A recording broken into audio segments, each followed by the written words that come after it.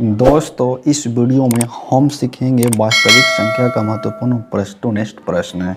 Class 10th का है और एग्जाम 2023 के लिए बहुत ही इम्पोर्टेंट है, इसलिए आप वीडियो को पूरा अंत तक देखिए। और मैं 10 प्रश्नों का इसमें जिक्र करूंगा और भी VBI ऑब्जेक्टिव क्वेश्चन जो हर वक्त एग्जाम में पूछा जाता है, हर साल ये प्रश्न को दोहराया जाता है। और ये मेरा पार्ट 1 वीडियो है, अब पार्ट 2 इसका अपलोड जरूर करूँगा अगले दिन। अगर आप चाहते हैं कि त्रिकोणमिति का भी ऑब्जेक्टिव तो इस चैनल पर जाकर आप देखिए, आपको त्रिकोणमिति का भी वीडियो मिलेगा आपको, ठीक है। और अभी तक आपने ग्राफ बनाना नहीं सीखा है तो ग्राफ वाला वीडियो ज़रूर देखें, काहे कि वो वीडियो ज़रूरी है आपके लिए एग्जाम 2023 के लिए। काहे कि इससे 5 नंबर का प्रश्न आता है, वो भी सबसे पहला प्रश्न आपको ग्राफ ही मिलेगा आपको, ठीक है। तो चलिए बाकी बातें बाद में करेंगे, सबसे पहले मैं आपको ऑब्जेक्टिव सोल्यूशन करके देता हूँ, ठीक है। कहता है पहला क्वेश्चन क्या है कि 2 या 2 से अधिक अभाज्य संख्याओं का मसा है।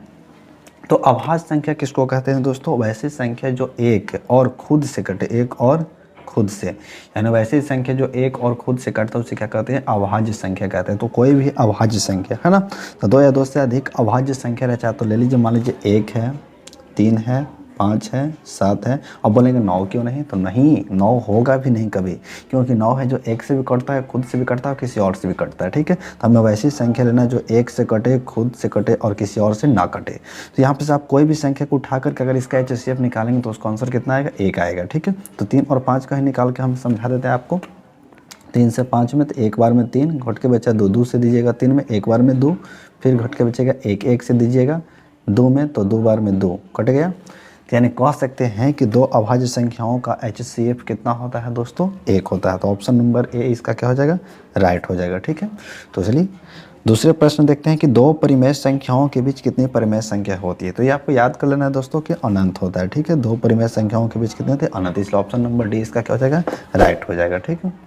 तो इसका नेक्स्ट प्रश्न क्या है? निम्नलिखित में कौन अभाज्य संख्या है, यानी निम्नलिखित में कौन अभाज्य संख्या। तो आपको पहचानना है कि वैसी संख्या जो एक से कटे और खुद से कटे, किसी दूसरे से ना कटे। तो यहाँ पर देखिए ऑप्शन ए है जो 8 है, बी में 9 है, सी में 10 है और डी में 11 है।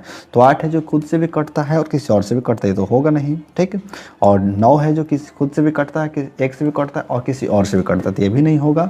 और सी क्या है? 10, तो 10 जो खुद से कटता है किसी और से कटता है, इसलिए ये भी नहीं होगा। ऑप्शन नंबर डी में 11, 11 जो खुद से कटता है और एक से कटता है, इसलिए यह संख्या हो जाएगा। यही है जो अभाज्य संख्या। तो ऑप्शन नंबर डी इसका क्या हो जाएगा? राइट हो जाएगा, ठीक है। तो चले अगले प्रश्न कहता है कि 2 संख्याओं का मसा 25 और लसा 50 है। तो संख्याओं का गुणनफल, एक फार्मूला को आप याद रखिएगा, इस फार्मूला को बहुत ही उपयोग है, ठीक है। 2 संख्या का गुणनफल, 2 संख्या का गुणनफल बराबर होता है लसा गुणे मसा। लसा गुणे मसा कहने का मतलब एलसीएम गुना HCF। तो यहाँ पर आप देखिए 2 संख्या का गुणनफल आपको निकालना है, 2 संख्या का गुणनफल शॉर्ट में लिख लेते हैं, ठीक है। तो 2 संख्या गुणनफल लसा गुणे मसा होता है। लसा कितना है इसमें? 25 और मसा कितना है? 50। तो 25 गुना क्या हो जाएगा? 50, और इसको आप गुना कर लीजिए, ठीक है। तो 5 25 25 के 5 और 5 में 10 2 12, यानी 1250, जो कि आपको ऑप्शन नंबर कितना दिखाई दे रहा है दोस्तों? बी। ये ऑप्शन नंबर बी इसका क्या हो जाएगा? राइट हो जाएगा, ठीक है। तो उम्मीद करता हूँ कि आपको यहाँ तक आपको समझ में आएगा। तो अभी तक आपने वीडियो को लाइक नहीं किया तो वीडियो को लाइक कर दें, और चैनल पर पहली बार है तो चैनल को सब्सक्राइब जरूर करें, ठीक है। 5वें प्रश्न देखेंगे कि निम्नलिखित में कौन अभाज्य संख्या। लो भैया, पहले एक और प्रश्न सोल्यूशन कर चुके हैं 3 और उसी तरीका से है 5, ठीक है। तो निम्नलिखित में कौन अभाज्य संख्या, तो आपको देख लेना है कि कौन ऐसी संख्या जो एक और अपने आप से कट रहा है और किसी और से नहीं कटना चाहिए। तो 15 भैया तो क्या है? एक और अपने आप से खुद से भी कटता है, दूसरे से भी कटता है। 12 भी दूसरे से कटता है, 75 भी दूसरे से कटता है, यानी 23 हो जाएगा हमारा राइट आंसर। 23 है जो सिर्फ एक से और अपने आप से कटता है। प्रश्न संख्या 6 देखेंगे, निम्न में कौन अपरिमेय संख्या नहीं है। तो अपरिमेय संख्या जब इस तरह के ऑप्शन रहे तो आपको देखना है कि किसका वर्गमूल सीधा सीधा निकल रहा है। तो क्या 11 का क्या होता है? निकलेगा वर्गमूल? नहीं, तो ये अपरिमेय है। तो यहाँ पे प्रश्न आपको उल्टा करके दिया है, निम्न में कौन अपरिमेय संख्या नहीं है। नहीं कहने का मतलब कि परिमेय खोज रहा है आपसे, तो इसमें परिमेय खोजिए। तो ये अपरिमेय है, और 15 भी का पूरा वर्गमूल नहीं करता, इसलिए अपरिमेय है। और यहाँ देखिए √9 गुना √16, यहीं पे सारा खेल है ना। तो √9 का वर्गमूल 3 और √16 का वर्गमूल 4, 4 3 12। यह देखिए कुछ नहीं तो बटा में 1 इसको करके हम लिख सकते हैं P/Q के रूप में, तो इसलिए ये परिमेय हो जाएगा। इसलिए ऑप्शन नंबर सी है जो सबसे अलग है और अपरिमेय नहीं है, परिमेय है, ठीक है।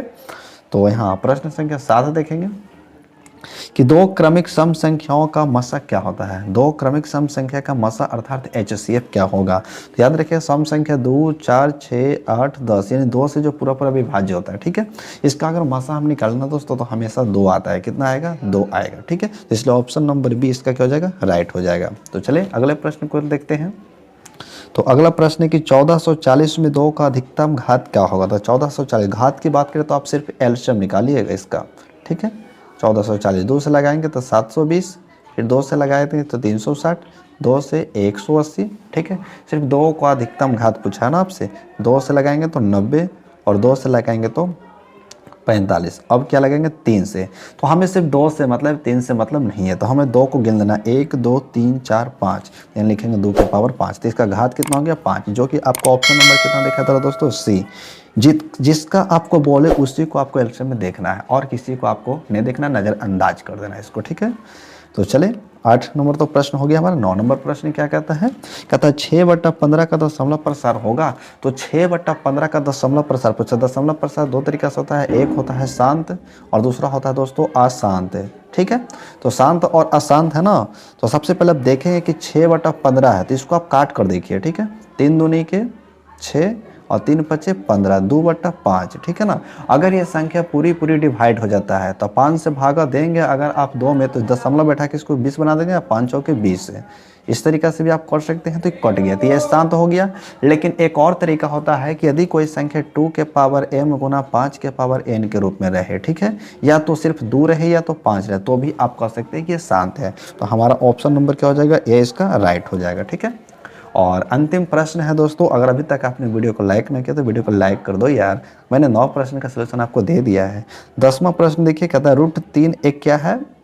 कौन सी संख्या है? तो रूट वाली संख्या क्या है? जिसका पूरा पूरा वर्गमूल नहीं निकलता है उसको क्या कहते हैं? अपरिमेय संख्या कहते हैं। तो बताइए √3 का वर्गमूल निकलेगा? नहीं। पूरा पूरा निकलेगा, लेकिन निकलेगा कभी नहीं पूरा पूरा। निकलेगा तो जरूर, लेकिन पूरा पूरा नहीं निकलेगा, इसलिए क्या हो जाएगा? अपरिमेय संख्या। तो चलिए ऑप्शन नंबर 20 का राइट हो जाएगा। तो बताइए दोस्तों कि आपको वीडियो कैसा लगा। अगर वीडियो अच्छा लगा तो वीडियो को लाइक करके चैनल को सब्सक्राइब जरूर करना, और बहुत बेहतर लगा तो अपने दोस्तों को भी इसका लाभ जरूर उठाने देना। तो चलिए अब हमें अब आज्ञा दें। मिलेगा आपको नेक्स्ट वीडियो में, तब तक के लिए थैंक यू।